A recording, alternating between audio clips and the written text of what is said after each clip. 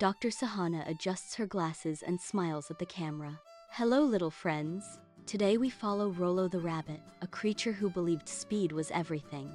The village of Green Hill hummed with activity as the Great Harvest Festival began. Animals moved in steady lines, carrying baskets heavy with pumpkins and crisp carrots. Mama Rabbit stood by the main road, gesturing to the wide, clear path.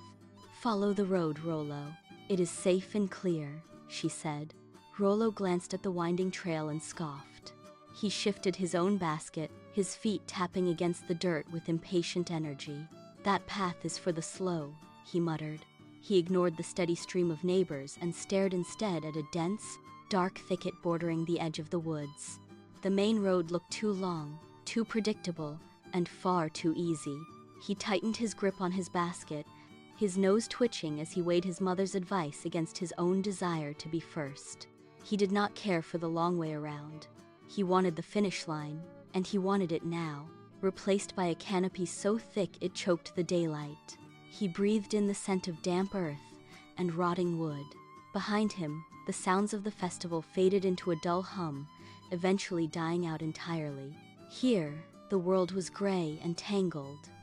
Branches clawed at his basket, snagging the woven reeds, but he shoved them aside with aggressive force. He did not slow down. He pushed through low-hanging limbs that whipped against his ears.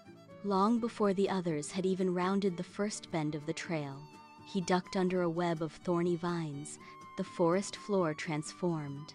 The soft needles and soil gave way to slick, uneven roots that twisted like snakes underfoot. Rolo ignored the change, his breathing ragged as he forced his legs to maintain the same frantic rhythm. The thicket tightened.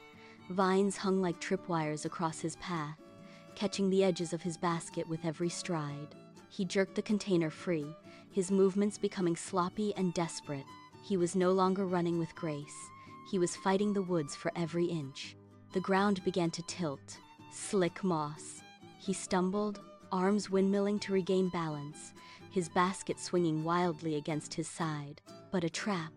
The ground beneath him shuddered, and he lost his grip on the world entirely. A thick, gnarly vine hooked the basket handle. It did not give. The woven reeds shrieked under the tension. Snap. The handle fractured, and the basket flipped midair. Carrots erupted into the air like orange shrapnel. Rolo lunged, fingers clawing at the empty space, but his weight was already committed to the slope. He slammed into the freezing water of a hidden stream, the impact knocking the air from his lungs. Then the water. His harvest bounced off the stones, vanishing into the thick brush and swirling currents. He finally hauled himself onto a flat stone, gasping. He was shivering, covered in thick brown sludge. He patted his sides. Nothing. He limped forward, eyes darting across the muddy bank.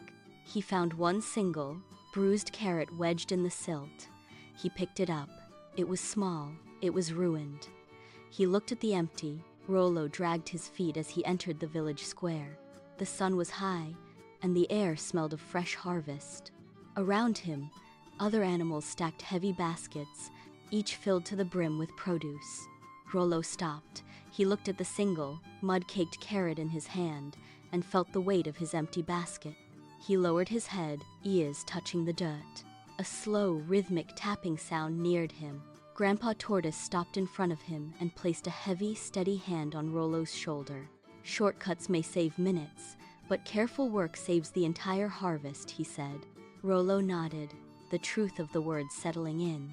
He set the bruised carrot down and watched the others work, his pace finally matching the steady rhythm of the village. The scene fades as Dr. Sahana leans forward toward the camera. Her gaze is steady and warm. So children, did the shortcut help Rolo, or did it bring him trouble? Remember, patience and careful effort always yield the best results. See you next time on NeethiKathe. Bye-bye.